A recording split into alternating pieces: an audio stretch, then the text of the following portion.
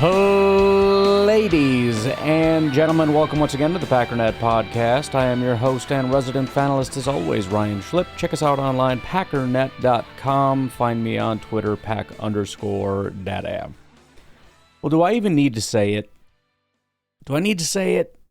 I'm going to say it, but I'm just wondering, is it something I have to do? Because you know what I'm going to say, right? You already know. Did you watch Thursday Night Football? And do not even start with, well, they won the game. Well, they won the game. Denver Broncos at 7-2, going up against a, 2-6 Las Vegas Raiders team? How much do you think you should win by? If the Packers were 7-2, and let's say they were going up against, I don't know, the Vikings or whoever, and it was the Bears a couple years ago, just the worst, 2-6 Chicago Bears, just the worst, by far bottom of the barrel. What would your expectations be for that game? How much of a win? 17 points, 20 points, 15 points? How much would you expect to win by? How many points would you expect to score in that game against this Raiders team? Would you be happy with 24? Probably not. Maybe. Certainly 30 is getting a little warmer. How about 10?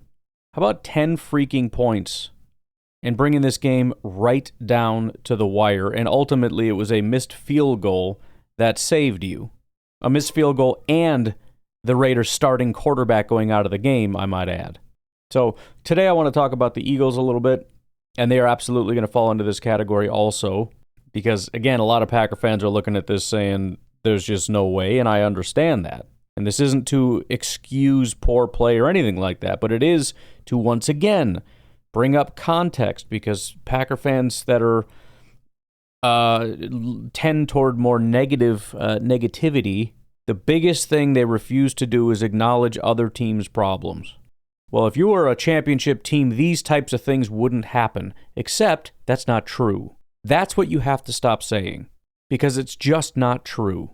And so, although, yes, this is going to be a very challenging game, and of course we can lose this game, you'd only have to go back a couple weeks to look at when the Eagles lost to the Giants 34-17.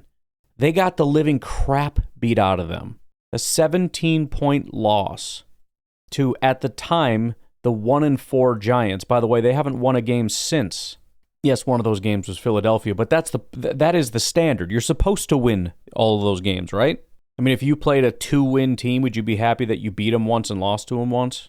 I don't think so. Again, stop running cover and giving excuses to other teams that you don't give to your own team. What's good for the goose is good for the gander, whatever the heck that means. So apply the same level of skepticism toward the Packers that you apply to the Eagles and vice versa. Are you skeptical of the Eagles? Are you worried about their ability to be consistent? No, why not? The other thing that I feel like a lot of fans, negative fans, feel as though we just play football in a vacuum. I saw somebody post some DVOA stats, and somebody commented, "I'm so sick of this crap, I have eyes." Yeah, you have eyes. So what? What does that mean? It means you have eyes and you've seen things that didn't go well, right? Okay, and what percentage of the plays don't go well? What percentage of the plays don't go well for the Eagles or the Chiefs or the Lions? Do you know that? If you don't know these things, then why would you say a ranking system is wrong? Because in your brain, for some reason, and I don't understand it, you look at something and you say, I'm unsatisfied with this, therefore they must be bottom 10. It doesn't compute. You can't say bottom 10 unless you know the other 31. But you don't. You don't even know the Packers because you're so biased. And by biased, I don't necessarily mean because you hate the team. It's because you're so emotionally invested that they can do 10 good things in a row, and then when they do one bad thing, it's, oh, here we frickin' go again.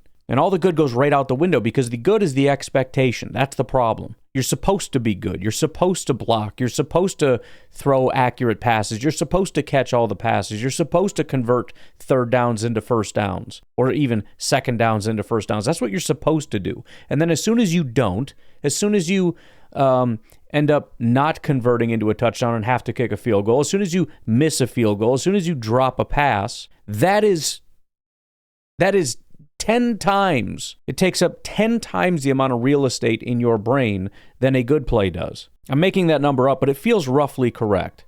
In other words, Jordan Love would have to do good things 10 times for every one mistake in order for, I think, Packer fans to look at it and say, he was okay. And so with that formula being attached to it, people look at it and say, this team isn't good enough, this team isn't da-da-da-da-da-da, which there's, of course, some truth to that. There are things that you do, would like to be better based on, historic precedent. We've seen better teams, which is the other problem, too, is having really good football teams fail in the postseason. As Packer fans, we look at teams and go, this ain't good enough. I've seen the 2020 Packers, and they weren't even good enough. How are you going to be good enough? Now, the flaw in that, obviously, is that the 2020 Packers were not playing like the 2020 Packers, but, in that playoff game. But it puts us in this mindset of, you have to be the most dominant elite force in the world if you're ever going to win a Super Bowl. And you're not that, which, by the way, you're never going to see that on a week-in, week-out basis ever in your life. You didn't see it in 2010, maybe 96, I don't know. But even then, again, we can go back and look, and it was not perfectly flawless, about as close as you're going to get. But even they were a massive outlier. They were like number one in every category. Most Super Bowl winners are not that, including the Eagles last year, who were barely top 10 offensively, depending on what category you're looking at. They were 12th in net yards per attempt passing. They were 7th in points, 8th in yards, 11th in yards per drive, 29th in turnover percentage, meaning they turned it over a lot.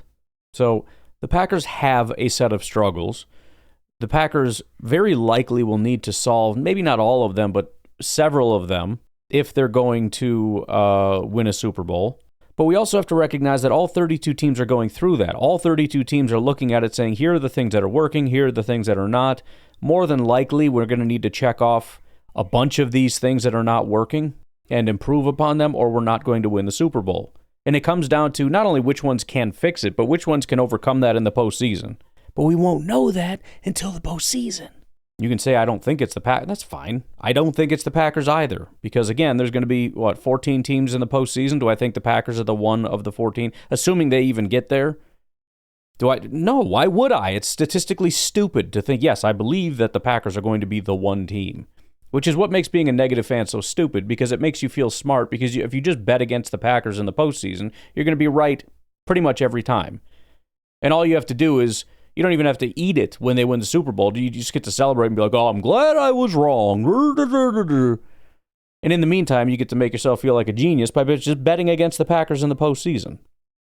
Now, granted, most of you are also betting against the Packers in the regular season, which isn't going super great for you.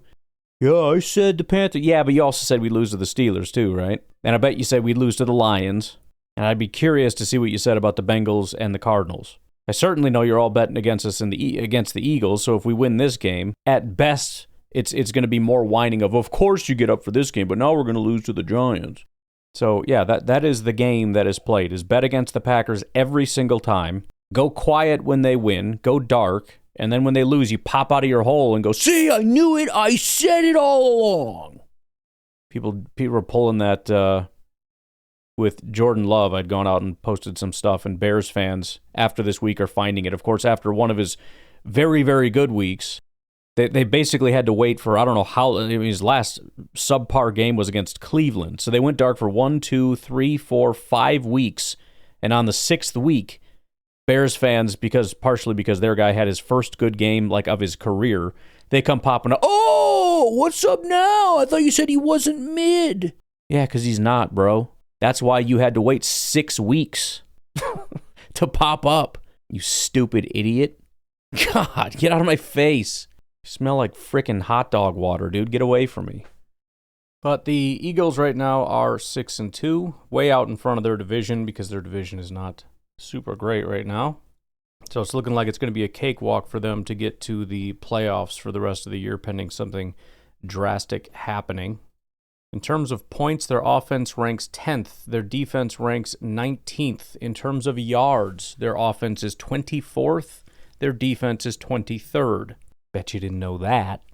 Passing, net yards per attempt, 12th on offense. Defense, 14th. Rushing yards per attempt, They're 21st on offense and 21st on defense. Average drive time per drive. Their offense ranks 14th. Defensively, in terms of getting people off the field, they rank 21st. Plays per drive offensively, 23rd. Plays per drive defensively, 28th. Yards per drive, 23rd, and on defense, 24th. Points per drive, offensively, 14th.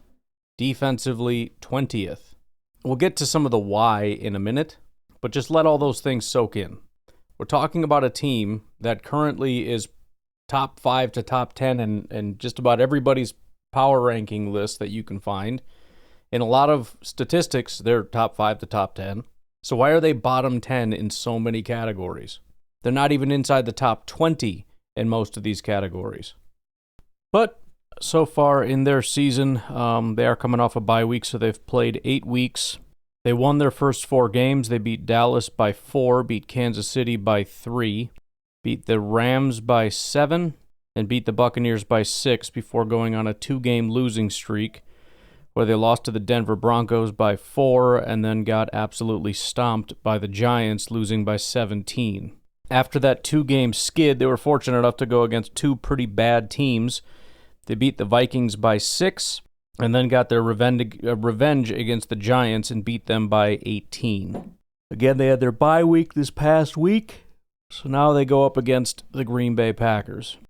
We'll take a break, and we'll take a little bit of a closer dive into the DNA of the Philadelphia Eagles. We'll take a break. We'll be right back.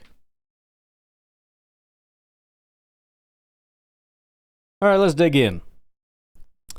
Eagles face an identity crisis. If I could quickly summarize before we dive in, they're kind of the exact opposite of the Packers. Whether the negatives out there, the downers want to acknowledge it or not, the Packers have one of the best offenses in football. On a play-to-play, down-to-down basis, their ability to put value on the football field is, by some metrics, number 1, by pretty much universal metrics, top 10, usually top 5. The issue, when there's an issue, which is not always, is inefficiency. It's making mistakes at the wrong time. The Eagles are kind of the opposite. They're down-to-down, play-to-play, really not very good. But in critical situations, they have converted at a staggeringly high rate. And the question, honestly, for me comes down to, is this a talent thing or a luck thing? Is this a regression to the mean thing where it's a ticking time bomb waiting to explode, which we've kind of already seen. Remember, they lost 2 in a row and then beat, at least one of them was close, beat a bad team, the Vikings, and then handily beat the other team. But right now, if they're not converting in the red zone at 85% or whatever it is, this is a terrible football team. Let me go through a little bit of this.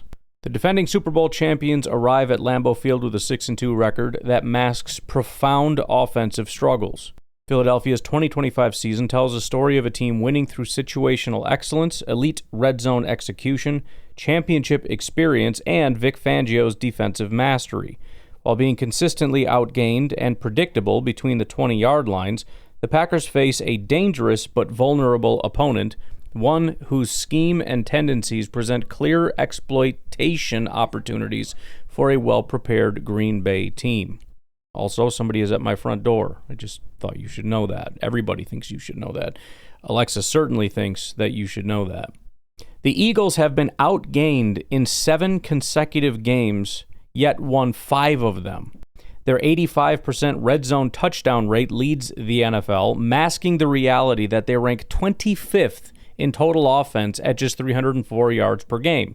And I did go back and verify or change anything that is not correct. On a points per game basis, on a yards per game basis, honestly don't remember which one, but it's about the same either way.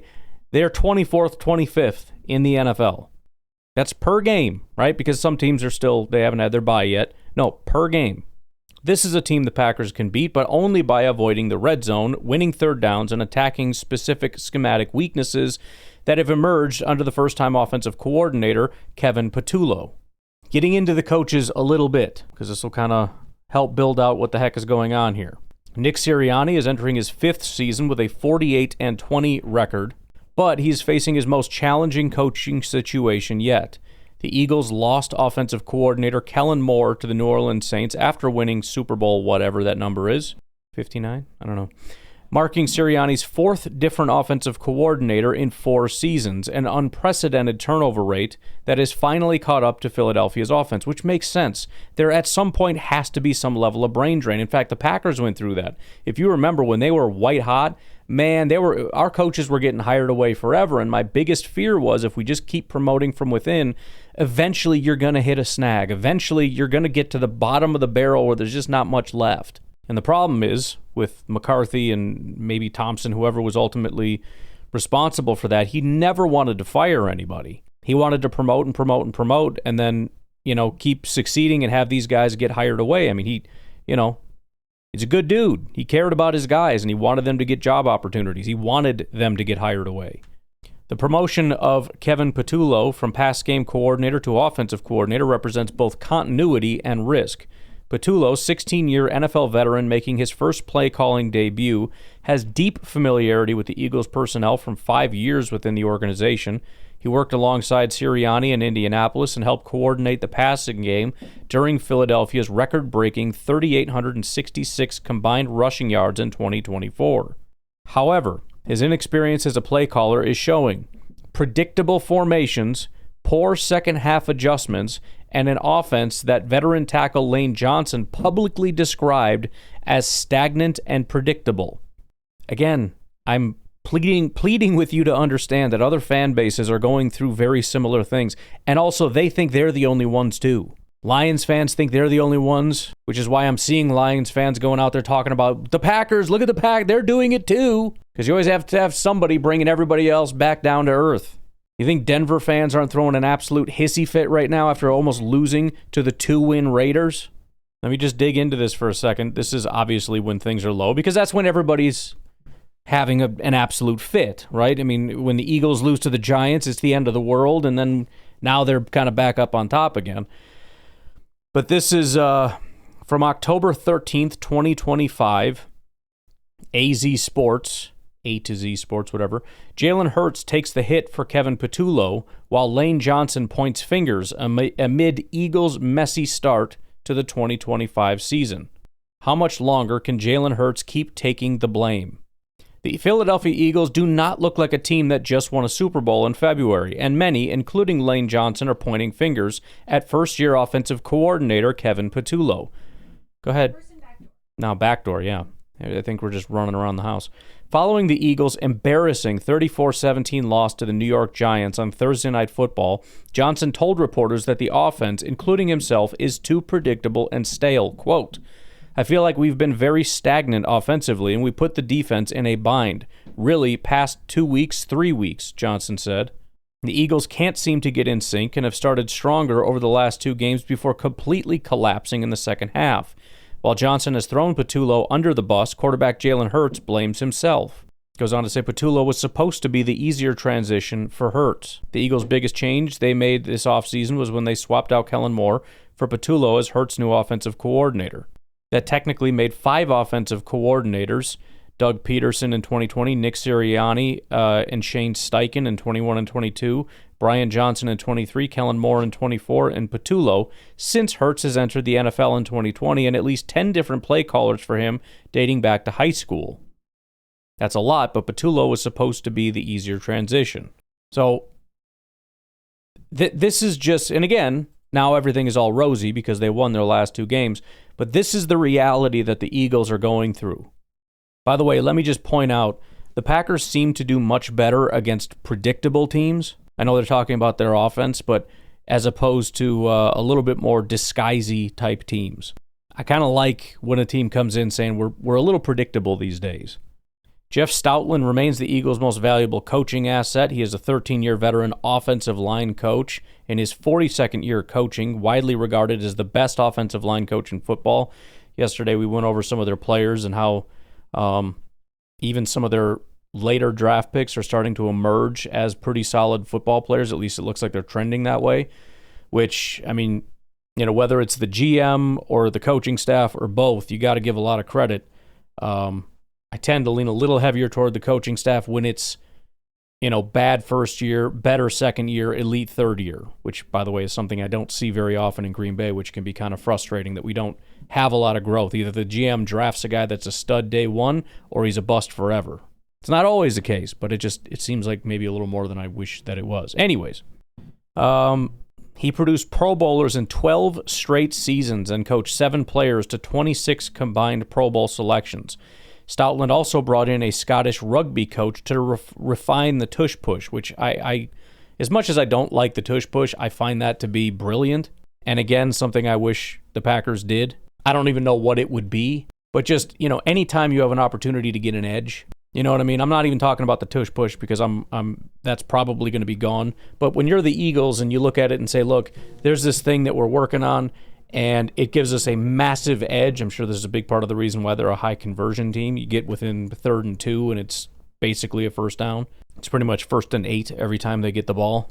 Not to mention in the red zone, obviously. But to identify, man, if we could take this and get even better and go out and find a guy in Scotland to teach you rugby fundamentals to help make this thing that we do even better, you got to respect it. On defense, Vic Fangio's entire championship staff returned intact, a massive advantage for Philadelphia. The 66-year-old defensive coordinator in his second year with the Eagles transformed them from the 30th ranked scoring defense in total in 2023 to first in total defense in 2024. His 41 years of coaching experience and sophisticated past scheme will present the Packers' biggest challenge. Fangio's philosophy centers on 2 high safety shells, the thing that everybody's talking about the Packers are struggling with, disguised coverages, and winning with a 4-man rush while rarely blitzing. And that is going to be, that's what everybody wants, right? Everybody wants to be able to do that so you can keep more guys in coverage. And really the biggest thing with the 2 high shell, and I don't think it should have been a problem even last week. I think guys were open all the time, and for the most part, Jordan found them and everything was great. The biggest issue, though, generally, and this is the case across the board, it's why guys like Fangio and whatnot have had success historically, is, and the philosophy is very simple. You're not going to get the big plays. If you want to take stuff underneath, that's fine, but you're going to have to be consistent enough to get all the way down the field. And some teams that can do that will embarrass the living crap out of you because they're just going to drain your defense all the way down the field and then score and tire out your defense, and it's ugly, as we've seen running that defense multiple times and seemingly doing that again. I don't know what the deal is, but it just needs to be a tight operation for the Packers. And if you're going to continue to be a team that makes mistakes at an even moderate level, it can really hurt you, right? You can have 5 good plays in a row, and then a 3rd and 2 turns into a 3rd and 10 because of a false start, and it throws everything off. 3rd and 12 is not fun, especially when now they're bringing the house, and you got to try to get somebody open and get your quarterback planted in a spot and let guys get through their. It's a tough spot to be in.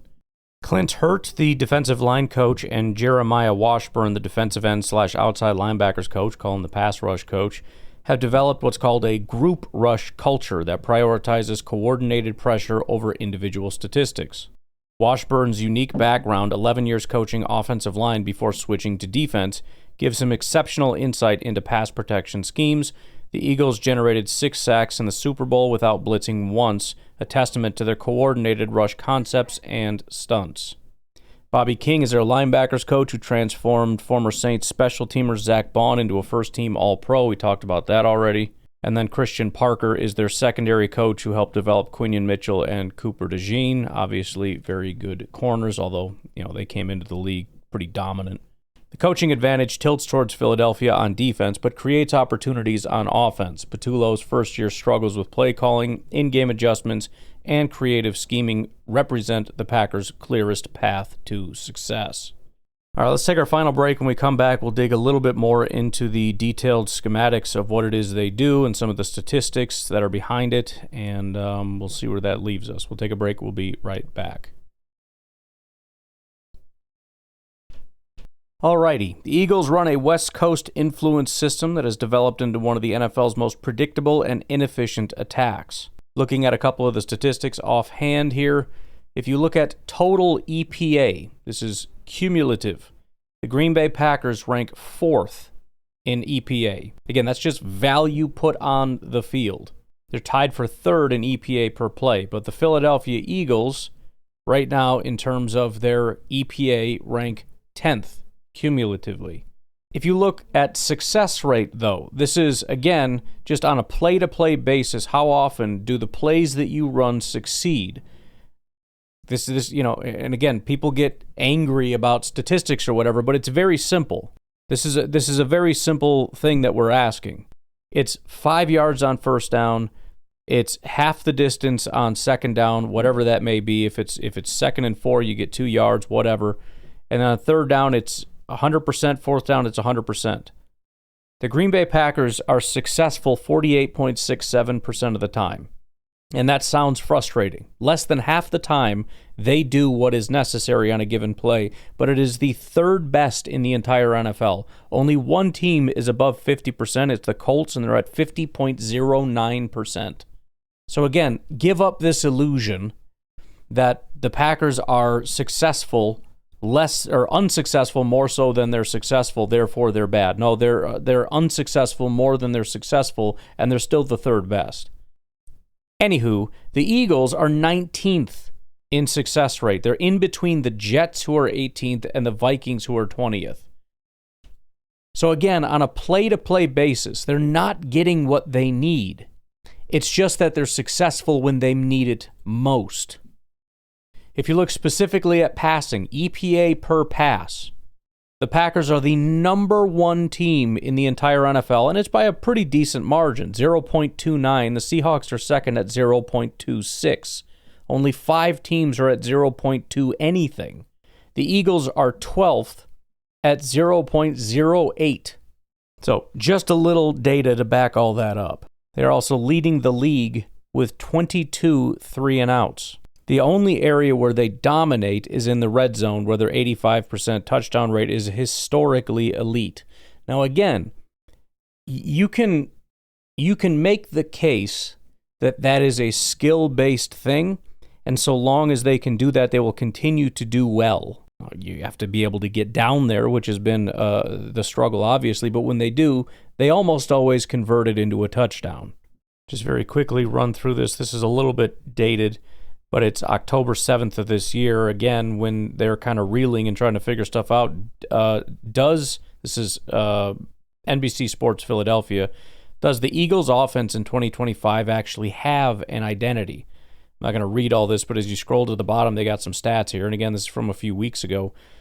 But they're 30th in yards per game, 31st in passing yards per game, 25th in rush yards per game, 13th in rush success rate, number 1 in red zone efficiency, 18th in EPA per play, 23rd in EPA per pass, and 6th in EPA per rush. As far as their personnel tendencies, like everybody else, they primarily play out of 11 personnel 60.26% of the time. They also like 12 personnel 26.2% of the time. So that's, 85%. They're running out of either 11 or 12 personnel. The Eagles have dramatically increased their under center usage in 2025, evolving from the 5 to 10% early in the season to 35% or more by week 8. It creates a critical exploitable tell. When Philadelphia lines up under center, it's almost always a run, 19 of 21 snaps in one game. The Packers can stack the box and bring run blitzes with near certainty. The rushing game has collapsed from its championship form. Saquon Barkley is averaging just 4.1 yards per carry. That's down from 5.7 last year, with the Eagles posting a league-worst 27% stuff rate on designed early down runs. The offensive line, while still well-coached, isn't as dominant due to injuries and personnel losses. The Eagles are shifting from a traditional zone concept to more gap scheme, power counter duo, finding marginally better success with gap blocking. Running lanes simply aren't appearing like they did during the Super Bowl run. Jalen Hurts' designed runs have decreased significantly, we talked about that a little bit yesterday, to 1.5 per game from 3+ in previous years. RPO usage has dropped dramatically, removing a key dimension that made Philadelphia's offense dynamic. The read option threat that once forced defenses to account for Hurts as a runner has largely disappeared from the game plan. The passing game struggles mightily against zone coverage and too high safety shells. Hurts has thrown 7 of his 8 touchdowns this year against man coverage, with only 28 of 93 career touchdowns coming versus zone. Defenses have covered the blueprint, playing 2 high shells, use zone coverage, and bring defensive back blitzes, which Hurts faces at a league-high 22.5% rate. In other words, they've kind of figured out what works and everybody's running it. We'll see if Hafley follows suit. He's been sacked 18 times, third most in the NFL, and consistently struggles to identify and adjust to DB pressure. Play-action usage is shockingly low. The Eagles average under 1 play-action pass per game when the league average is 5. Before Week 7, Philadelphia had 0 completions on under-center play-action. When they finally incorporated it against Minnesota, Hurts went 4 for 4 for 121 yards, including a 79-yard touchdown to Devontae Smith. The lack of play-action means Packers linebackers can be aggressive downhill without respecting fakes, although maybe you should be careful considering they tore up Minnesota with that. Target distribution reveals Philadelphia avoids the middle of the field, throwing just 14% of passes to the middle. The aggressive depth of target, 8.8 yards of ADOT, shows commitment to vertical passing, but the route concepts lack creativity. Elite receivers A.J. Brown and Devontae Smith are dramatically underutilized compared to their talent levels, with Brown publicly expressing frustration. Dallas Goedert leads all tight ends with 7 touchdowns. We had mentioned he is not as much between the 20s, but this guy in the red zone is a big part of their success in that area. The screen game remains historically terrible, 31st in usage, 32nd in success rate, with over-reliance on predictable bubble screens to receivers rather than utilizing the athletic offensive line for creative screens. Second half collapses define Philadelphia's 2025 season. Hurts ranks 2nd in the NFL in first half completion percentage and 6th in passer rating, but plummets to 26th in completion percentage and 21st in passer rating after halftime. Multiple games have seen 0 points scored in the second half as opposing defenses adjust to Philadelphia's predictable tendencies, and the Eagles fail to counter-adjust. Third down conversion rate sits at 37.9% with an average distance of 3rd and 8, which is the 3rd longest in the NFL. The Eagles are consistently behind the chains, unable to sustain drives. On third down, their last 3 games, 28 of 30 plays were passes, with all 6 conversions going to Smith or Brown. Completely predictable for any prepared defense. It's making me nervous. It's just the whole thing being like, if you don't suck, I mean, they're pretty easy to defend. If you don't suck, we'll see. The red zone remains Philadelphia's saving grace. They use heavy personnel to the unstoppable tush-push, high no-huddle rates to prevent defensive substitutions, and create designs for Goddard. Their 70% completion rate in the red zone, best in the NFL.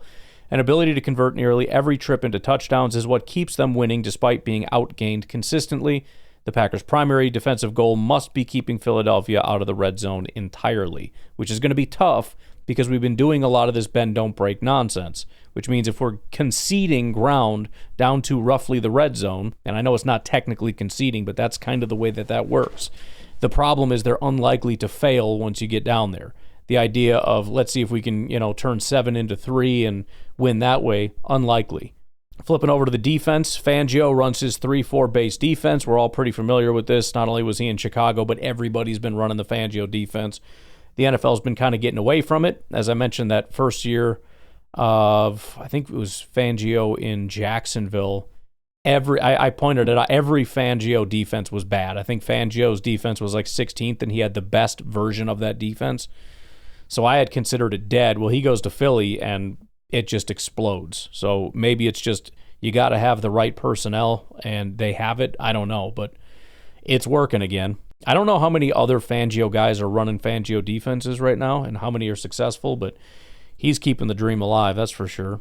Built around 2 high safety shells, zone match coverage concepts, and 4-man rush principles. That was the other thing I always remembered about Fangio is it was very vanilla, which really, it works obviously very well if you have very good players.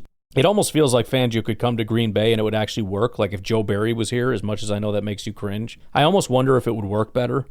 We got better safeties. We can actually rush 4, you know what I mean? Or 5 or whatever, your 3 defensive it depends if you're in base or whatever, which he does run a lot of base. But just having Rashawn and, I don't know, I'm just saying it maybe could work. We might need some better defensive tackles, but I just wonder if it could work.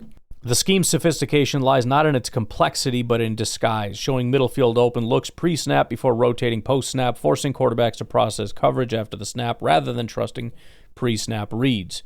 Coverage splits reveal Fangio's philosophy: 73% zone coverage, 9th highest in the NFL versus 27% man. Specific breakdowns show 30% cover 3, 24% cover 1 man, 20% cover 4 quarters, and 16% cover 6, the highest cover 6 rate in the NFL. Notably, Philadelphia uses traditional cover 2 just 2% of the time, lowest in the NFL. That's very weird. I guess it's like very high rates of cover 2 principles, but not just straight up cover 2. I don't know. As Fangio prefers quarters and split field coverages. In the Super Bowl, I'm not going to try to read that, the Eagles played 59.5% cover 4, third highest rate in any single game since 2018, holding Pat Mahomes to his second worst EPA game ever. That was a heck of a performance, man. Fangio, when Fangio's on, that guy is a psychopath. I mean, he's kind of like peak Dom Capers back when he was the man. That's kind of Fangio right now. What he did to Pat Mahomes in that Super Bowl was insane. Credit to the players, obviously, but I mean, it's just a beautiful marriage between the DC and the players. The zone match coverage concept is critical for the Packers to understand. This isn't traditional sit-in-your-zone coverage. Defenders adjust based on receiver routes, reading combinations, and matching patterns. It can look like man coverage when executed properly, but operates under zone principles, requiring intense communication and film study recognition. The tricks call within cover 4 has the weak side safety take any crossing routes from the 3 receiver side while the corner plays man everywhere he goes, or MEG, a disguised adjustment that confuses quarterback reads. And this is, I don't know how long this has been going on, but I know we've been hearing a lot more about this. And, you know, I mean, it's all beautiful theoretical stuff, but you got to have guys that can pull it off. And that's been one of the biggest problems the Packers have had. I think guys like Joe Barry can be really intelligent, and guys like Mike Pettin obviously are extremely intelligent. Hafley's intelligent. But if you can't open up the playbook, I mean, you can put anything on the whiteboard, and you can kill a quarterback on a whiteboard. But actually having the players out there to do that against elite quarterbacks and elite wide receivers and elite tight ends is a whole other game, especially when offenses are so good at confusing you. You know, the post-snap communication type stuff. It's one of the things that you see them do on tape a lot is when they run around behind somebody. Once you run behind somebody, they can't see what you're doing. It's actually kind of funny. I wondered if that was similar to what they were doing with Musgrave. It kind of looked a little funky, but on that big throw to Musgrave, he kind of hooks behind the linebacker, moving across the field, and then hooks back the other way. If you're the defender and you can't see and you start, pointing or doing whatever, you don't know what's going on. You just know that there's a guy running around toward the middle of the field behind you. So you start passing guys off or doing different things, and it becomes this really difficult game. As much as it sounds difficult for the offense, and it is, because you're seeing a guy play man and then he passes it off in zone, thinking he's got him beat, and then all of a sudden the safety takes over and you're screwed. But it can also be complicated for the defense because you got to be on your game. You got to know if you're going to make adjustments based on what they're doing, you better know what they're doing. And the offense knows that you're doing that. So they're going to try to bait you into, so it becomes this massive mental chess match, which is why you hear, obviously, Gutekunst and whatnot loves guys like Christian Watson because they're highly intelligent. You need that because it becomes a game. Like once you snap the ball, there's a game within a game taking place with all these routes and everything. There's a game between the quarterback and the wide. This is where Aaron Rodgers excelled, especially with receivers that knew what they were doing. Because once the ball is snapped and you see the defenders doing X, Y, and Z, you adjust your route this way. Rodgers wants you doing this. When they do this, you do this. And guys like Devontae and Jordy and Jenny, they knew that stuff. So it just didn't even need to be spoken. It's also where young teams can kind of struggle because even if Jordan is to the point where he kind of understands it, you think Golden knows that? Golden doesn't know that. If you put a man coverage on a guy and Golden will kill him. But in terms of, do you cut it a little shallow when the safety does this, or, if he drops, you go behind him, or all that little nuance, I don't think he knows all that stuff. Anywho, blitz rate increased from 19% in 2024 to 27% in 25, showing Fangio's adaptation to personnel losses. However, Philadelphia still relies primarily on a four-man rush with sophisticated stunts and games between defensive linemen and edge rushers. They didn't blitz once in the Super Bowl, yet recorded 6 sacks through coordinated rushes and coverage. The simulated pressure concept, showing blitz pre-snap before dropping into coverage, create protection confusion on offensive lines, which is a problem. Remember, we at least last week, there were 2 plays in particular where the linebackers blitzed and we just didn't pick it up. And again, I'm putting that on Elton. I don't know for sure that it's his fault. Could be the quarterback. I don't know. But there's been some shuffles, and I don't know that it's a long-term thing. It's the only time I really remember that happening.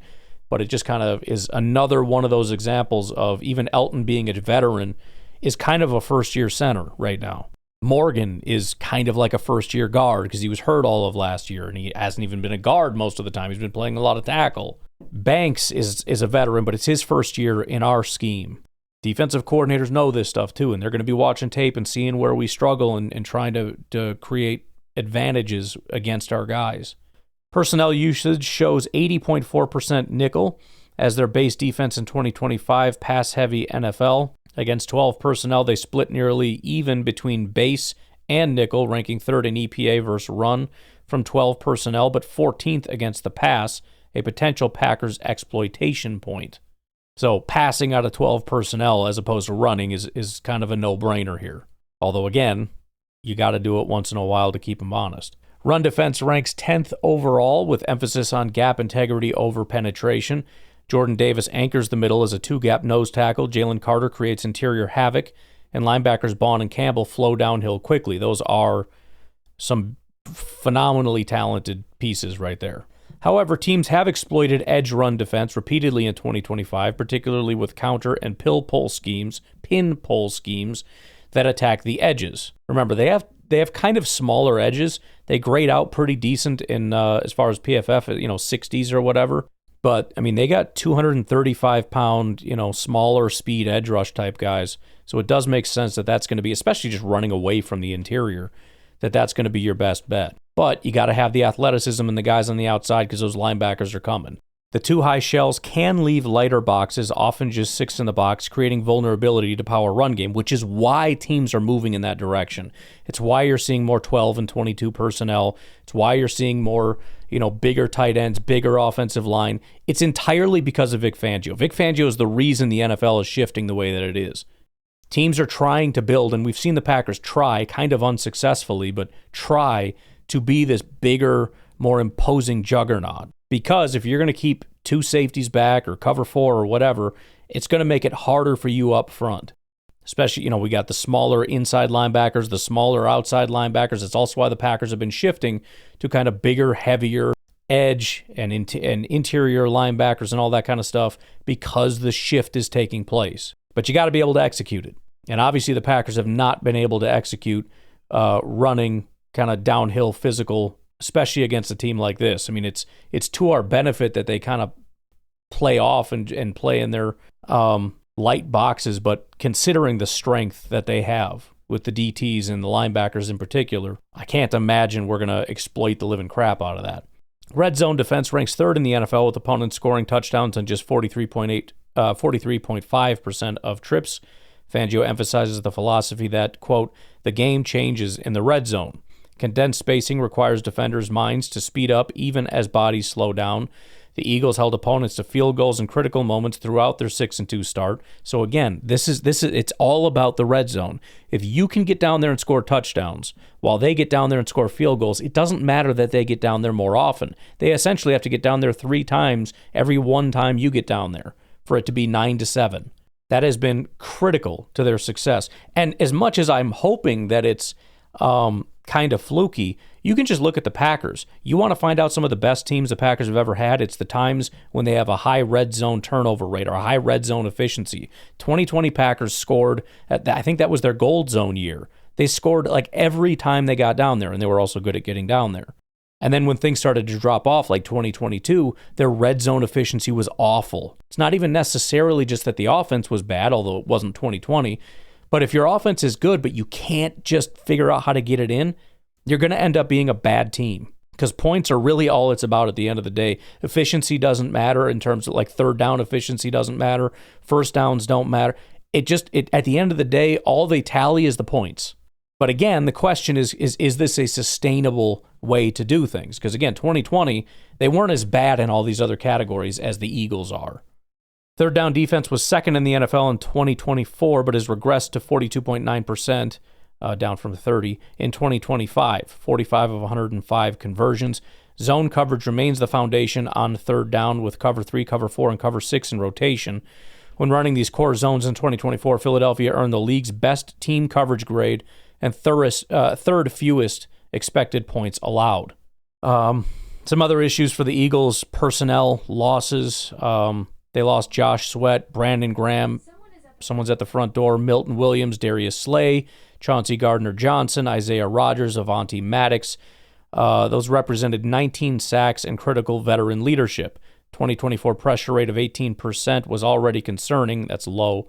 And losing Sweat and Williams has reduced the pass rush threat further with just 25 sacks through 8 games in 2025. Obviously, they did go out and get Jalen Phillips from the Dolphins, trying to address the lack of pass rush that they've had, at least comparatively. Miami is actually where Fangio was, because I didn't even recognize that. That's the connection there. So he had 6.5 sacks in 8 games under Fangio in Miami before injury, and he knows the scheme well. They also picked up Jair Alexander from the Ravens, who we are well aware of. Kind of hope, I don't know. Do I hope that he plays? I mean, I guess if he plays, I have to root against him playing well, which means I hope he plays and gets embarrassed, which isn't necessarily the case. Although, I don't know, maybe I should want that. I hope the guy's career isn't just over. You know what I mean? He's too young and he's too talented to have like 2 good years and then just have everything be ruined. But whatever. I don't know what I want there, I guess. I guess I want him to play because I don't think he's going to be very good. Michael Carter II from the Jets add depth, but is not a starting caliber player. The CB2 position represents the Eagles' most glaring weakness, and we talked about this yesterday, and CB2 not being, the second best, because remember, they've got Quinion on the outside, and then you've got Cooper in the slot. So your second boundary guy is kind of the question. They've tried 2 different guys. It hasn't worked out super well. They're bringing in Jair to kind of compete for that job. We'll see if he ends up winning it. I should check in on that, honestly, but let's get through this first. Adoree Jackson apparently gave himself a C grade after week 1 when CeeDee Lamb exploited him repeatedly for gains of 26 and 23 yards. Keely Ringo hasn't locked down the job either. The number 2 cornerback spot is the weakness that needs to be exploited by guys like Romeo Doubs, Christian Watson, Golden, etc. As I said, Keely Ringo to me makes the most sense just from a personnel standpoint. I know it doesn't always matter. We've had guys like this and they're just terrible, and ultimately you just want a good corner out there. But when you look at guys like Christian Watson, I want the 4'3", 6'2", 207-pound corner. You know what I mean? As opposed to Jair, who probably doesn't quite have the speed that he used to, and is 5'11", probably rocking 4.4 speed now. I don't know, man. I mean, he's squirrely, but outside of playing in the slot or something, I don't know how much I'd love that. As we talked about, the light box philosophy, often 6 defenders, makes Philadelphia vulnerable to a power run game. I'm sure, and you're going to have to be patient, I'm sure the Packers are going to try to establish that. It's how you beat this. And that's the thing that, again, there's always going to be frustration because a defense is going to declare something and they're essentially always daring you to do something. Because no matter how you align, there's a strength and then there's a weakness. If you load up the box, I mean, this isn't obviously the case on 4th and 1 where it's just strength on strength, but let's just say it's 1st and 10 and they're heavy in the box. They're daring you to go behind them. They're always giving you something. Sometimes the Chiefs are kind of like the opposite. We're coming at you and we're going to dare you to try to launch it down the field.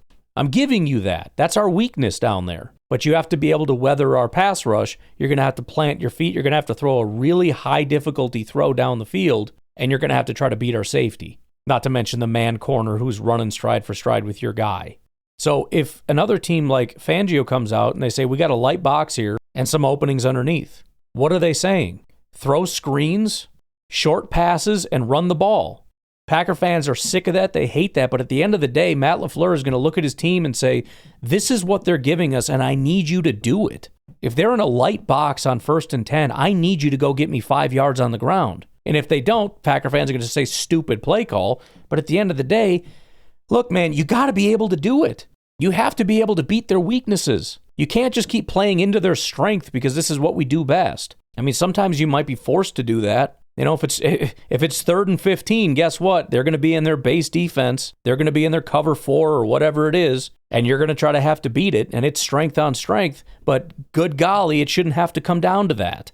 This is an area where, again, I'm going to push back a little bit on the coaching, because unless you're saying there's a better way to run the ball, if they're coming at a light box, and I expect you to execute, bottom line. We can't just run away from stuff and say, well, it's a light 6-man box, but we don't run block very well, so let's just pass, which is a very difficult thing to do when they're playing heavy against coverage. They have so many men in coverage, but we're going to run away from our problems. Bro, we're going to run, and you have to do it. And you know what? If you don't do it, we're going to do it again. Because if you can't frickin' do this, then we're just not going to win. Now, if it's an 8-man box and we're running into it for some stupid reason, yeah, that might be a bad idea. But a lot of this really just comes down to you got to look at what the defense is giving you. And if the coach is saying just take it, then just take it. It's not a bad play call to take what they're giving you. But man, if they're playing light and we throw a screen and a guy misses a block and tackles a guy in the backfield, I mean, that was the right call for this defense. That frickin' guy needs to block, period. So anyways, I feel like it's a decent explanation of what we're up against. I will say this, though, for the Eagles. I don't want to oversimplify anything. This is kind of a zoomed out view of the entire season. If I had to put money down on how things go for the Eagles, it would be similar to how I think things go for the Lions, for the Packers, for a lot of teams that are, let's call it, historically good. We know they're good and they're having some struggles. Chiefs, even though they've already come out of that tailspin. I think they come out of the tail. And it's hard to even call it a tailspin considering their record. But, I don't think by the end of the year we're going to have the same analysis of the Eagles. I think the red zone thing may come down while some other stuff starts to come up, which it may already have started. The reality is, when you win a Super Bowl and you lose a bunch of players because everybody wants to get paid, and you lose your offensive coordinator again, and you got to come in and you got to change things, and the NFL has changed and everything's different, and you got to work through challenges, and every week that you play, you learn new things. And so my expectation is that things go like they generally do, and you're going to see the Eagles continue to get better, and I think coming out of the bye, we'll probably see the Eagles, whether it's a dominant version of the Eagles or maybe just them taking a step in a direction.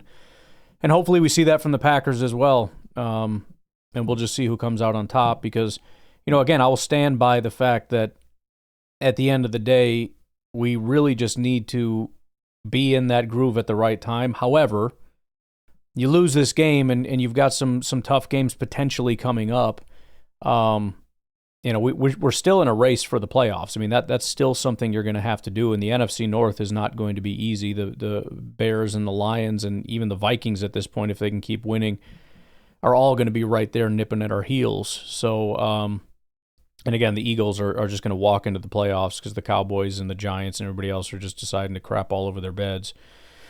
So, this is less about I need to see a Super Bowl caliber team and more about you need to find a way to win. You got to win this game, and it doesn't have to be pretty. You don't need to be in Super Bowl. Everybody wants you to be, but you don't need to be. But you have to find a way to be good enough to beat the Eagles. And that's ultimately it. And the Eagles are in the same boat. They've got problems. They got to work through some stuff. But at the end of the day, they're going to be in the playoffs, but only if they don't completely implode and collapse. And I think the game probably means more to the Packers. I mean, it's another home game. You cannot lose again at home, coming off an embarrassing loss. And again, you don't have an easy button into the playoffs like the Eagles do this year. You have got to stay out in front of the NFC North and try to climb your way to the top of the NFC. And losing to the Eagles is going to set you back in a big way. I mean, in the NFC and probably in the NFC North, depending on how some of those games turn out. On the other side, a win catapults you to the top and potentially puts some distance between you and some of these NFC North teams who hopefully, one or more are going to end up losing some games. So it's big for that reason. I mean, it's billed as a powerhouse game, and that's what it needs to be. You need to rise to the occasion. And everyone's going to piss and moan if you find a way to, oh yeah, you rise to this, you're going to lose next. I don't give a damn about any of that. Go be the hardcore team that you are. You got all the pieces. Again, you look at all the advanced metrics and people can scoff all they want. They're very obvious and straightforward what they're saying. And again, success rate is a very straightforward thing. You're very good at succeeding when you need to succeed. I shouldn't say it that way. You're very good at succeeding on a play-to-play basis. You just need to stop making the silly mistakes. Don't fumble the ball when you're right down in the red zone. Don't throw a stupid pick to a guy that's triple covered when you got Romeo open for 20 yards. The offensive line needs to be able to block. Stop getting penalties on 3rd and 2, which is very easy to convert in the NFL these days, and turning it into a 3rd and 12, which is very difficult to convert. Stop doing that stuff. And again, it doesn't have to be perfect, but doing the wrong thing at the exact wrong time is what's killing us right now, and you're going up against a team that is the exact opposite of that. On a play-to-play basis, I mean, it's one of those games you're going to go into halftime feeling like you're the better team and we're down by 6, and I don't know how that's happening. And if, that's the kind of game that you're going to be looking at. So, anywho, got to rise to the occasion, folks. Got to rise to the occasion. I'm going to leave it at that. You all have a good rest of your day, and I will talk to you tomorrow. Have a good one. Bye-bye.